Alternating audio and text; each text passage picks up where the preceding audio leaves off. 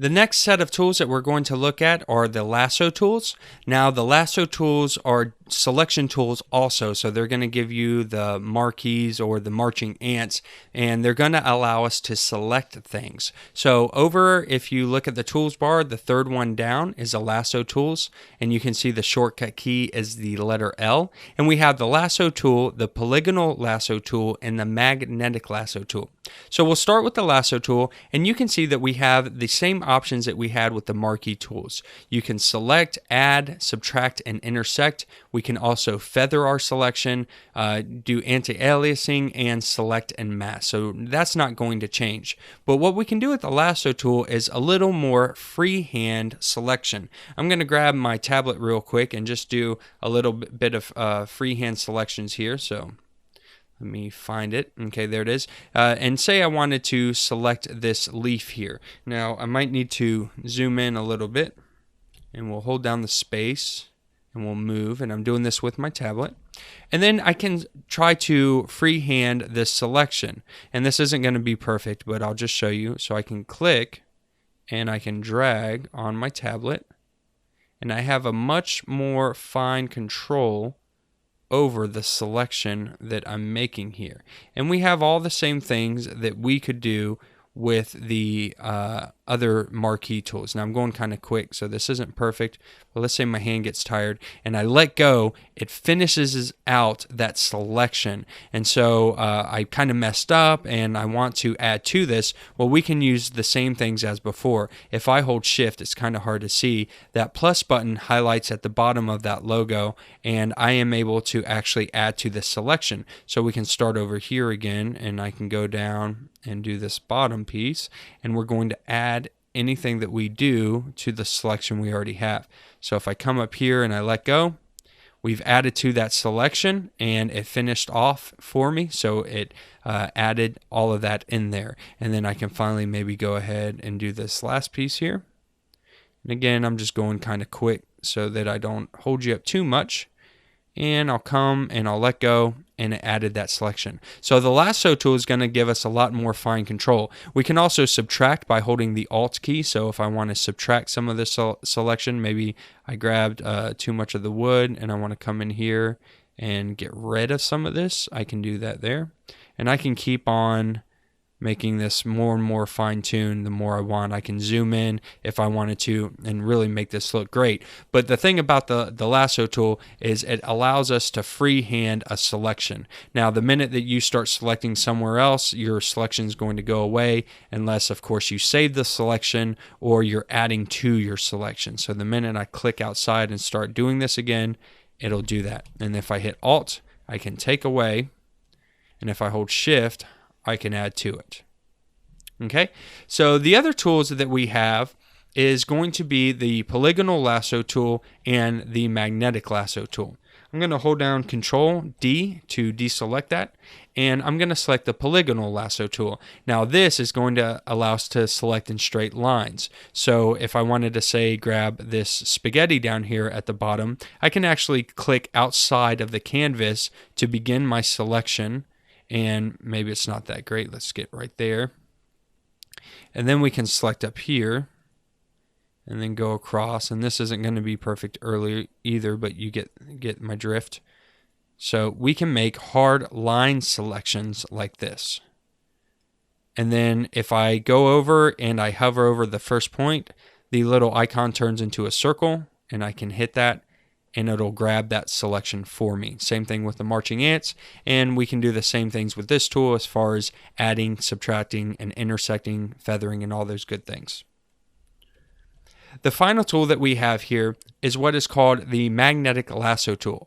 It's just like the other lasso tools. It's going to make selections, it's going to freehand, but the great thing about the magnetic lasso tool is it finds differences in pixels, especially color information. So it'll try to grab the edges based on what it thinks you want, based on the color and the pixel information. You can see that we have some more settings up here now. We have a width and a contrast and a frequency, and these are pertaining to how well it's going to try to find what you're grabbing. So let's move in here on this tomato.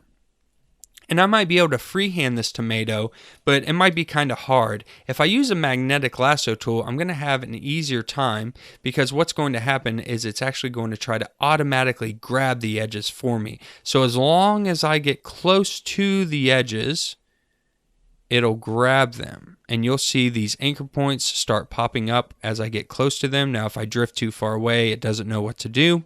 So it just makes anchor points.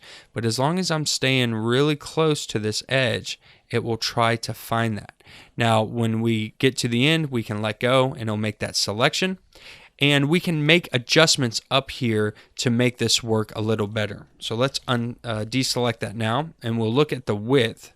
And the width is basically telling us the distance from edge to consider for the path. So where we've clicked will tell us how many pixels out it should look for. So 10 is pretty small, so it's got to look pretty close to try to find that selection. So I need to stay nice and close to get this to work properly. However, if I, let's go ahead and hit escape to get out of that if you need to. If I set this higher, well, not 540, let's do 50. If I set this higher, I can get a little further away. See, you can see I'm bouncing up high here, but it's still finding those differences in pixels. So it depends on the image and what you're using and what you're trying to do here. But here you can see I'm getting much further away from this tomato.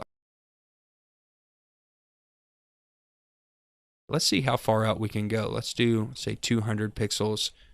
Deselect. And we'll start here. So we grab it, and then we're going to get, we're getting pretty far away, and it's still saying, okay, well, we still see the differences in the red tomato and the brown wood behind it. So let's grab that. So that worked out very nicely. Now, the next thing is the contrast. So this is how much contrast we have in between the pixels. So the dark areas and the red areas, or the light and dark, or the different colors that you have. Let's take this down to, say, 40 pixels again. And this time, let's bring up the contrast to, say, 50.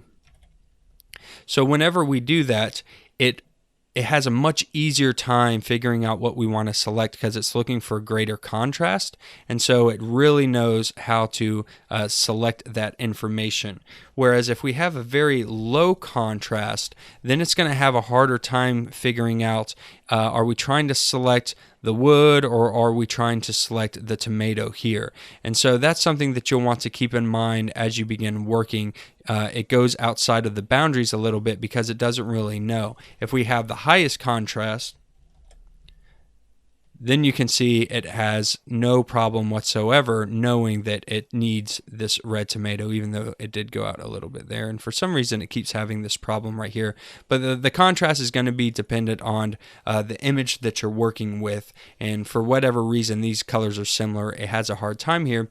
But we can do the same thing with deselecting parts of an image. So I can actually deselect that out. It looks like it grabbed it anyways. So in this particular moment, I might need to grab another tool, the other lasso tool, or some other selection tool, and get rid of that. But it's a very easy way for you to come in here and make selections. So for instance, if I wanted to grab that spoon, I could, let's move this back to 10%. I can go in here, grab the edge of the spoon, and start moving around it very fast. And I'm being very sloppy with this right now, but it's doing a great job of figuring out where that spoon is. Now the edge is going to have a little bit of a problem. I'd probably need to fine tune that a little better than I just did, but it selected that spoon for me very quickly. The last thing that we have up here is the frequency, and the frequency is how many points are being added to the path. So it's just saying how many of those anchor points does it want to drop in as it begins making those selections. And then the final button up here is for the tablet. Do we want to use pressure sensitivity with the tablet? So those are the lasso tools. They allow you to make selections either freehand with the lasso tool, or by using the polygonal lasso tool and making hard edges, or by using the magnetic lasso tool, which is one of my favorites, which allows you to find differences in colors and pixels and make those selections automatically for you.